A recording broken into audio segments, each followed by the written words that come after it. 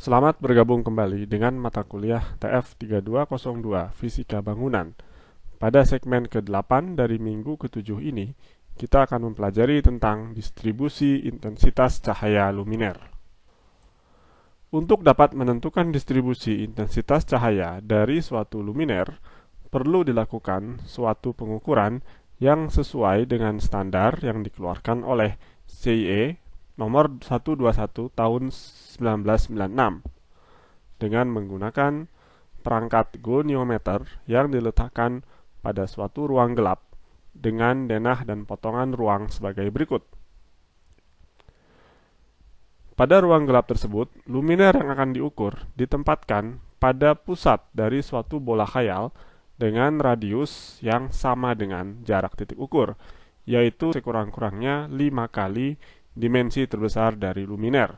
Sedemikian sehingga luminer tersebut dapat dianggap sebagai sumber titik, atau dapat dikatakan bahwa pengukuran dilakukan pada medan jauh.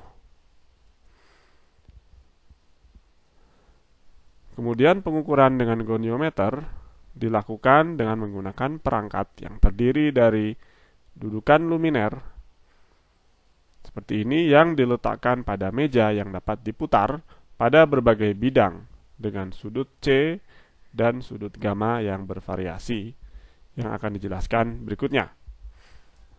Pada pengukuran distribusi intensitas cahaya luminer, lazimnya luminer diletakkan secara vertikal atau membujur atau membentuk sudut C sama dengan 0 pada ilustrasi berikut.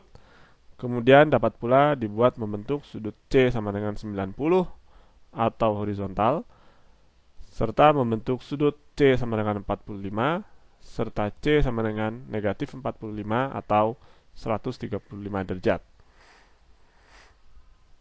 Adapun sudut gamma lazim divariasikan dari negatif 90 derajat sampai dengan 90 derajat dengan interval 1, 2, atau 5 derajat. Adapun intensitas cahaya pada kombinasi sudut gamma dan C demikian dapat ditentukan dengan cara mengukur nilai iluminansi E pada detektor atau fotometer, sedemikian sehingga E pada titik P adalah I yang tergantung dari sudut gamma dan C dibagi R kuadrat, di mana R adalah jarak titik ukur, dikalikan dengan cos alfa. Tetapi dalam hal ini, alfa dibuat selalu bernilai 0, sehingga tidak ada faktor koreksi di sini, karena cos 0 sama dengan 1. Dengan demikian, nilai dari intensitas pada sudut gamma dan C yang bersangkutan adalah perkalian antara E atau iluminansi pada titik detektor atau fotometer dikalikan dengan kuadrat jarak titik ukur. Data intensitas cahaya luminer yang didapatkan kemudian dapat diolah untuk menentukan fluks cahaya yang dihasilkan oleh luminer dengan menggunakan metode konstanta zonal. Pada metode ini, daerah pengukuran dibagi ke dalam N zona yang lazimnya diambil N sama dengan 9, di mana pada zona pertama kita cakupi sudut 0 derajat sampai dengan 9 sampai dengan 10 derajat yang dilihat ke segala arah. Jadi yang kira-kira ada di sini 0 sampai dengan 10 derajat. Kemudian zona kedua adalah 10 derajat sampai 20 derajat yang ada di sini dan juga yang ada di sini. Kemudian zona ketiga 20 sampai 30 yang ada di sini dan juga yang ada di sini diputar ke segala arah. Dan seterusnya sampai dengan zona ke-9, 80 derajat sampai 90 derajat.